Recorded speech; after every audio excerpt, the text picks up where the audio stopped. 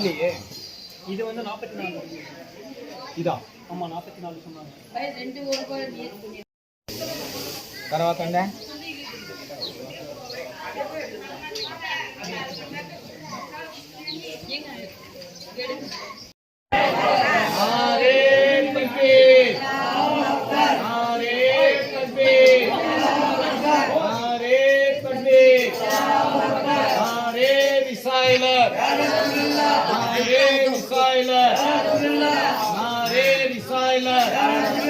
रसूलुल्लाह का दामन, रसूलुल्लाह का दामन, दाऊद शाह वली का दामन, दाऊद शाह वली का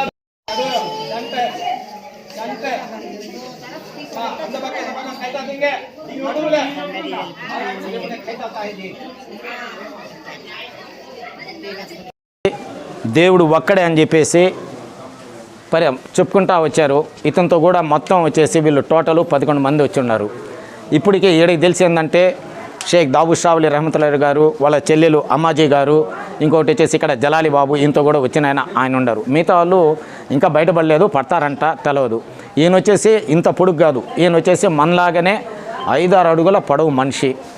ఈయన సమయం ఆసనమించేటప్పటికీ అవధూతలకు తెలుసు ఈ టైంలో మా ప్రాణాలు పోతాయి, ఈ అడవిలో ఉన్న జంతువులు మా దేహాన్ని తినేస్తాయని చెప్పి ఇక్కడ పశువుల కాపరిని పిలిచారంట.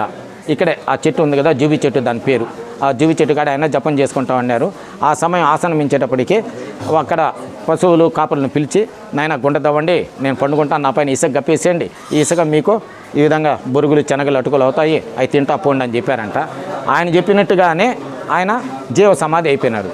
ఆయన చెప్పినట్టుగానే ఆ బొరుగులు శనగలు అటుకులు అవి మారిపోయినాయి, ఇసుక అవి తింటా ఊళ్ళోకి పోయిన తర్వాత ఊరోళ్ళు వచ్చి అడిగారంట, ఈ అడవిలో మీకు యాడ్ నుంచి దొరికిందిరా అంటే, ఈ విధంగా బాబా అన్నాడు కదా, ఆయన ఈ విధంగా చెప్పాడు, ఆ విధంగా చేసామని చెప్పి. బతుకున్న మీరు ఎట్ట దేవేస్తారు, ఎట్ట పోరేస్తారని చెప్పేసి వచ్చి తవ్వడం మొదలుపెట్టాడు.